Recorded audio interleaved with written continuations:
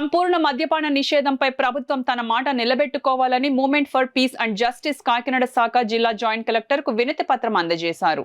ఈ సందర్భంగా movement for peace and justice సభ్యులు లలితాదేవి మాట్లాడుతూ బెల్ట్ షాపులతో ఇబ్బంది పడుతున్న ప్రజల సమస్యలు గుర్తించాలని, పూర్తి స్థాయిలో మద్యపాన నిషేధం అమలు చేయాలని, పేద కుటుంబాలను ఆదుకోవాలని ఆమె డిమాండ్ చేశారు. ఈ కార్యక్రమంలో movement for peace and justice సభ్యులు హలీం, హస్సేన్ తదితరులు పాల్గొన్నారు.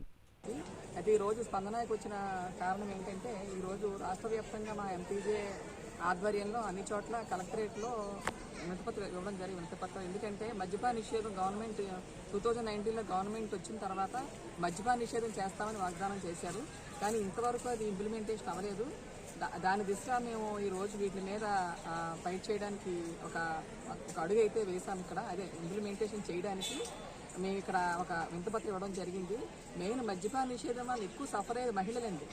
ఒక కుటుంబంలో ఒక వ్యక్తి తాగడం వల్ల ఆ ఫ్యామిలీ రోడ్డును పడుతుంది.